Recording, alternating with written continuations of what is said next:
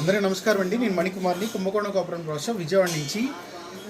ఎప్పటి నుంచో అష్టలక్ష్మి ఎలా చూపించానో అలాగే దశావతారాలు కూడా కావాలడుతున్నారు. ఇంతకుముందు మీకు దశావతారాలు ప్లేట్ మోడల్ చూపించాను 6x6 ఇంచెస్లో.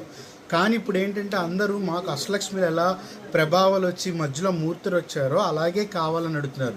సేమ్ ఇప్పుడు అదే ప్యాటర్న్లో 6 ఇంచెస్లో అష్టలక్ష్మిలతో ఎలా ఉన్నారో అలాగే దశావతారాలు కూడా వచ్చినాయి.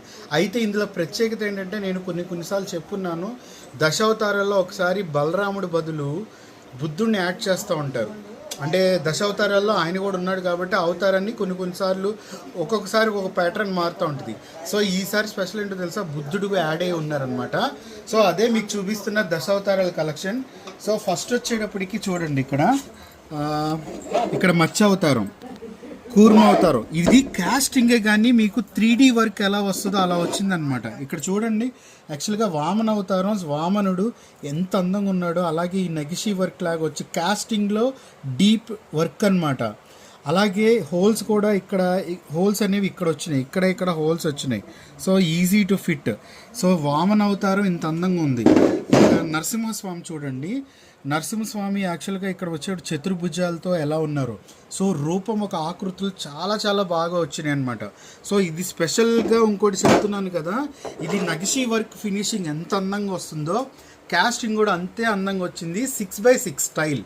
సో చక్కగా చుట్టూ మందిరం లాగా వచ్చి ఇక్కడ హోల్స్ వచ్చి ఈజీ టు ఫిట్. సో మనం ఫ్రేమ్కైనా పెట్టుకోవచ్చు, పూజా రూమ్ డోర్కైనా పెట్టుకోవచ్చు, లేదా పైన పెట్టుకోవచ్చు. సో బుద్ధుడు మీకు స్పెషల్గా వచ్చాడు అన్నాను కదా, ఇదిగోండి బుద్ధ అవతారం.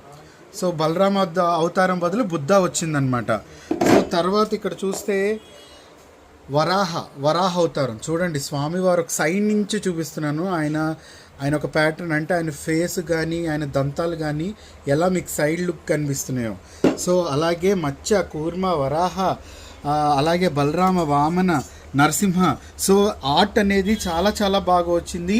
సో ప్రత్యేకంగా నగిషి వర్క్లో, అది కూడా కాస్టింగ్లో, అంటే మీకు 2Dలో కాకుండా కాస్టింగ్లో చేసిన ప్రత్యేకమైన దశావతారాల కలెక్షన్, వాల్ ఫ్రేమ్స్ అన్నమాట.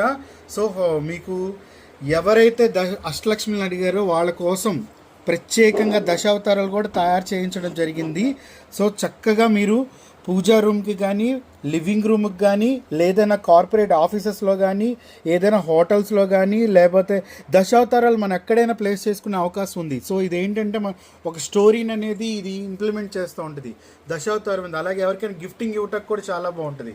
సో ఇది ఒక ఎడిషనల్ గిఫ్టింగ్ అనేది. సో 6x6 స్టైల్ వస్తుంది, ఎల్లో యాంటిక్తో. ఇదొక కలెక్షన్.